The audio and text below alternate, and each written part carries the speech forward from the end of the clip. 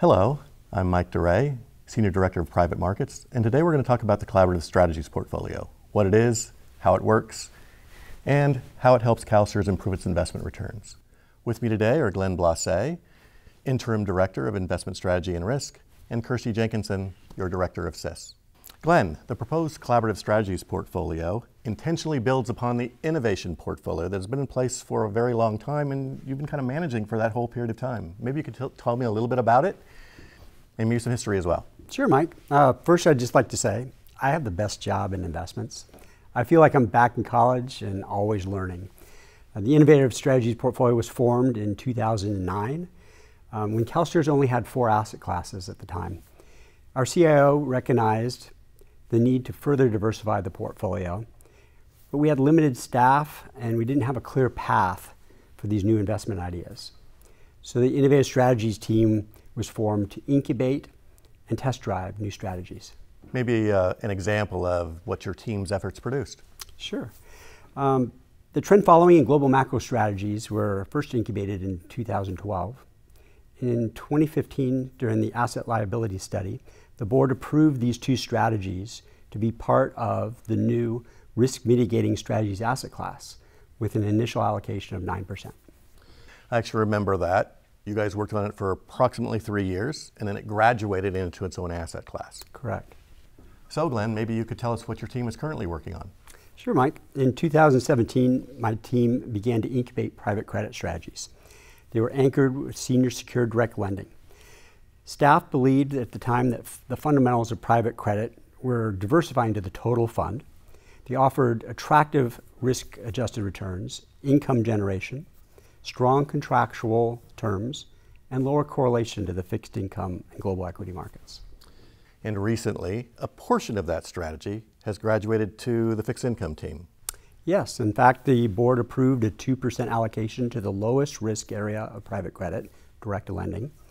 And the fixed income team is currently collaborating with some of my former team to invest in this area. The remaining portion of the private credit strategy, with approximately $4.5 billion in asset value, has slightly higher risk return profile and is still being incubated in the current Innovative Strategies portfolio. Thanks, Glenn. Those are 2 great examples of how CalSTRS has expanded its opportunity set to take advantage of investments that previously CalSTRS didn't have a path to take advantage of. Kirsty, let's talk about how you've utilized the innovation portfolio to invest in climate solution strategies. Yeah, absolutely. So back in 2021, the board approved the expansion of the CIS portfolio to be able to invest in private assets. So we call that the CIS private portfolio. Today we have about $2 billion in commitments in that CIS private portfolio across 11 different partners. And what's been really helpful is that we've basically housed that within the Innovative Strategies portfolio. Thank you, Glenn. We follow the same governance, the same policy, the same plan and oversight. It's working really well. And under current pacing, the CIS portfolio, the CIS private portfolio, will continue to grow to 1% of the CalSTRS total fund, which will be about $3 billion. Okay, maybe a couple examples of what you're investing in that space. Absolutely. So when you think about climate solutions, you recognize that you're going to need solutions across the capital stack, and this portfolio allows us to do that. So we're investing in certain companies which might be more high growth, venture capital style, risk return profile.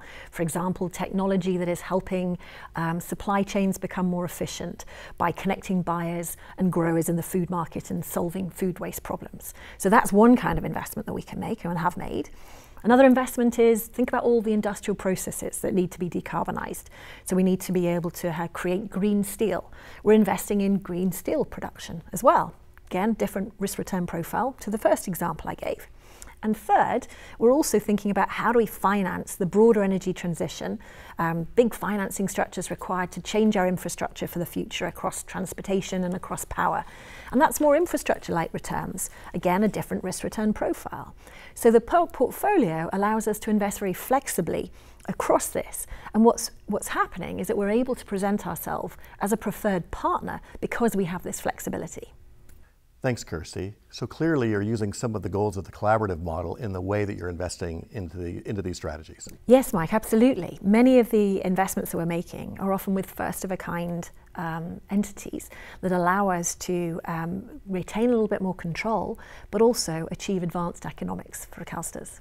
Right, a good example of CalSTRS using its name and its scalability to get those advanced economics and more control over the investments. Absolutely. And although you didn't mention it, Glenn, you're doing the same thing in the types of investments and the strategies and the structures that you're using. Yes, absolutely. Well. Okay.